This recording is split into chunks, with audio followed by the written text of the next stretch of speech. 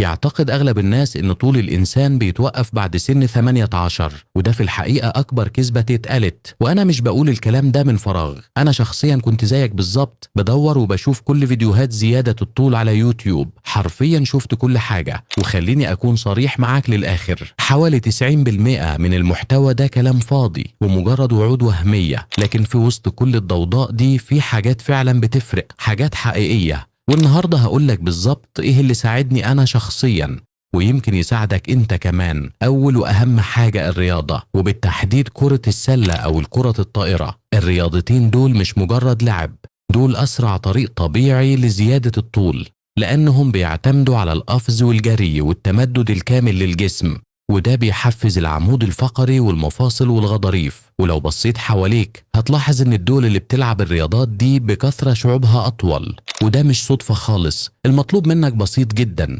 تلعب 3 مرات في الاسبوع من 30 ل 60 دقيقة مش اكتر. الحاجة التانية اللي ناس كتير بتستهين بيها هي الاكل.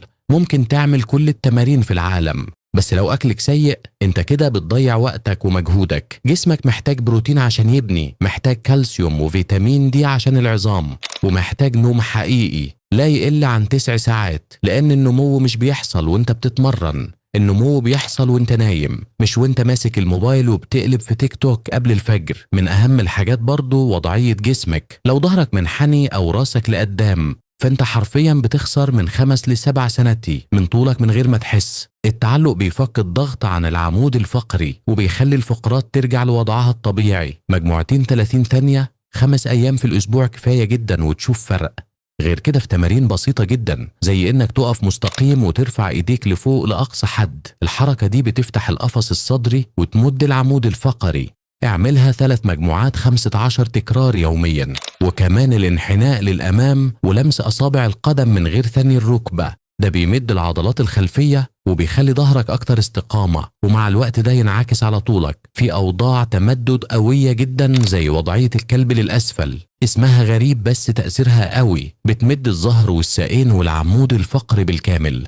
ثبت فيها من 20 ل 30 ثانية كذا مرة في اليوم. وبعدها وضعية الكبرى العكس المثالي، بتفتح الصدر وبتزود مرونة العمود الفقري، ودي مهمة جدا خصوصا لو بتقعد كتير. ما ننساش عضلات السمانة، الجري والقفز بيشدها، والشد ده معناه وضعية أسوأ وطول أقل.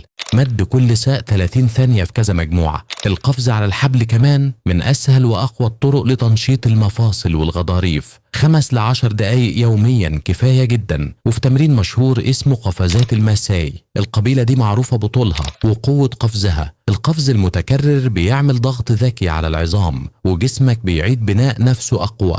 وأخيرا خليني أصحح مفهوم مهم، رفع الأوزان الثقيلة لا يوقف النمو، اللي بيوقفك فعلا هو قلة النوم وسوء الأكل والتمرين العشوائي. الضغط على العمود الفقري طبيعي ومؤقت، المهم الاستشفاء. نام كويس، كل كويس، وما تتمرنش بجنون كل يوم. تمرن بقوة واستشفي بقوة أكبر. الخطوات دي كلها ساعدتني أنتقل من 137 سنتيمتر إلى 185 سنتيمتر. وممكن تغير طولك انت كمان. ولو حاسس انك مش هتلتزم بكل ده، بس التزم بكرة السلة او الطائرة مع اكل محترم ونوم كويس، وده لوحده كفاية يديك نتائج قوية. ولو عايز نصايح حقيقية من غير مبالغة ومن غير كذب، اشترك في القناة علشان ما يفوتكش اي فيديو.